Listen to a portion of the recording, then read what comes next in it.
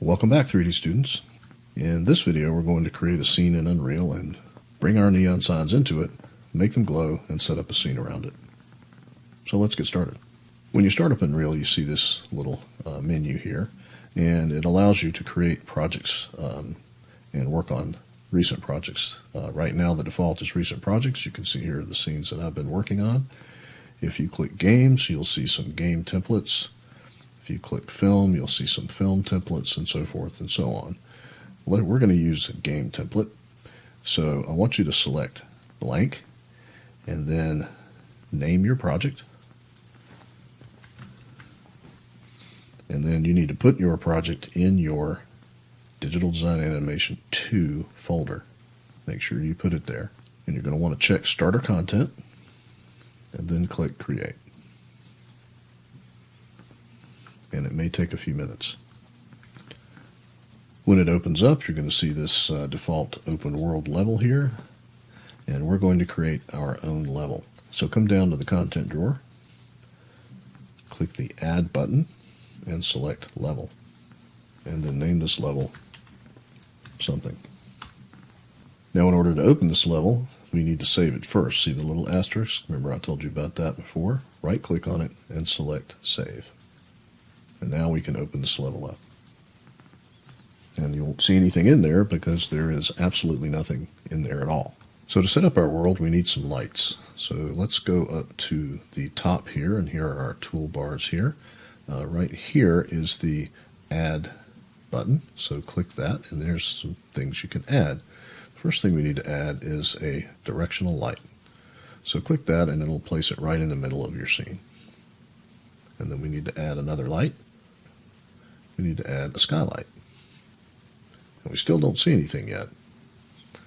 The next thing we need to add, under Visual Effects, we need to add a sky atmosphere. And here, now we're starting to get something. And then we need to go back again to Visual Effects. We need to add some clouds. Visual Effects, exponential height fog. And we need two more. Let's go back to Visual Effects and add sphere reflection captures.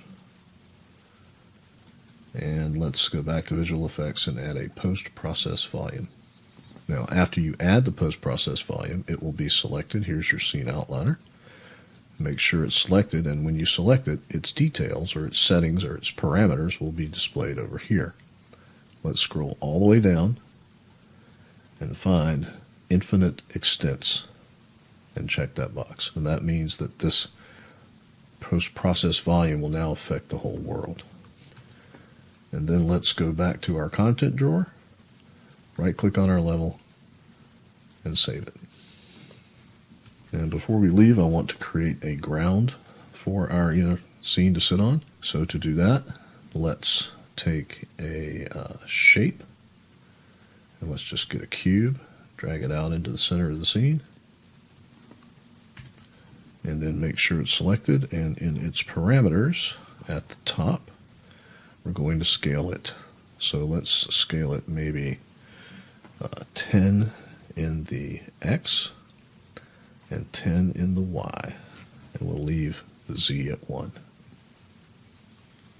And let's hit, with it selected, hit F on your keyboard, and that means we'll now rotate around it. You can see now we have our box. Now we want it to be sitting on the ground, so move it up until it's just on the grid there. And now we have our level all set up, and we are ready to start adding props and building our scene. So if you haven't already done so, let's go ahead and import our neon sign into our new project. Open up the content drawer, select Import, and then go find the FBX file that you created when you exported it from 3D Studio Max, and it will be in the export folder of your project folder.